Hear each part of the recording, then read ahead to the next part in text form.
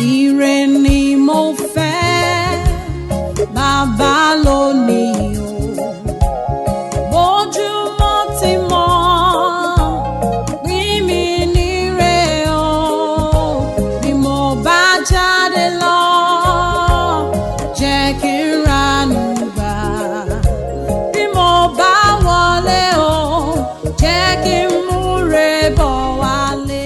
Ògo ni fún Ọlọ́run lókè ọ̀run. Mo kí yín pé ẹ káàárọ̀ ní gbogbo ibi tẹ́ ti ń gbọ́ mi.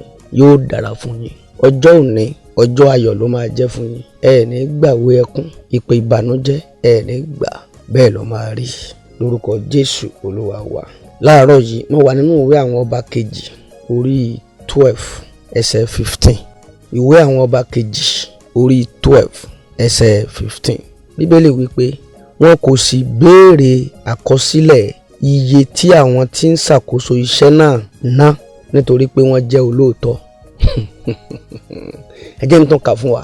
Wọn kò sì béèrè àkọsílẹ̀ iye tí àwọn tí wọ́n ń ṣàkóso iṣẹ́ náà ná nítorí pé wọ́n jẹ́ olóòótọ́. Hallelujah.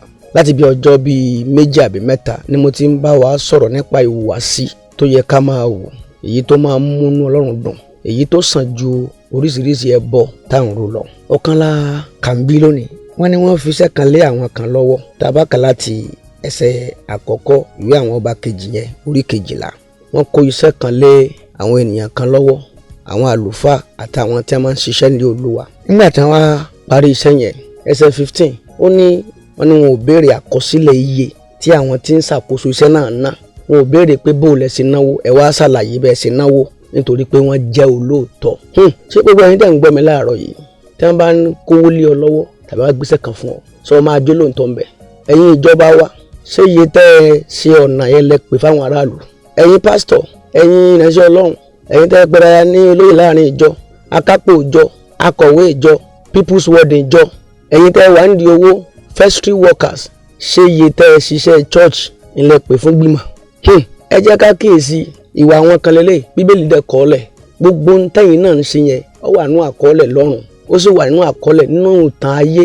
Posterity will judge. Iṣẹ́ kan ni wọ́n ní kí wọ́n ṣe yìí. Bíbélì wípé wọn ò béèrè pé bó lẹ ṣe náwó torí pé wọ́n jẹ́ olóòótọ́. Gbọ́ mi lónìí kó o sì gbọ́ mi dáadáa. O ò lè fi owó ẹkún kó o fi ra ọjà ẹ̀rìn. Mo tún sọ lẹ́ẹ̀kan sí i. O ò lè fi owó ẹkún kó o fi ra ọjà ẹ̀rìn.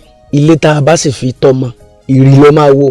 So gbogbo tó ń kójọ yẹn sóòótọ́ ló fi kójọ. Ó máa ń ṣe mí láàánú nígbà tí wọ́n bá gbéṣẹ́ fáwọn míì kódà nínú church wọ́n á dẹ̀ inflate, wọ́n á increase owó wọ́n fẹ́ fi ṣiṣẹ́ ní church. Ó dẹ̀ bẹ̀rù rí ara rẹ̀.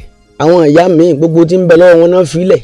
Ẹlòmíì nínú àìní ló fi filẹ̀ nílé Ọlọ́run. Owó yẹn ni wọ́n wá rò wípé o lè fi ra tó wù ọ́ kọ́ ná bó ṣe wù ọ́. Káyàyàyà lórúkọ Jésù ibi ò ní bá wa o. Kí ni tí mo ń sọ láàárọ̀ yìí? Jẹ́ olóòótọ́. Gbọ́ mi láàárọ̀ kí n sọ fún ọ. O nílò Jésù láyé rẹ̀. Torí tó o bá ti gba Jésù gbọ́ ni o ní alábàápín ìhùwàsí Ọlọ́run. Torí ẹ̀ ló fi nílò Jésù. Orí ọ̀fẹ́ láti jẹ́ olótìtọ́.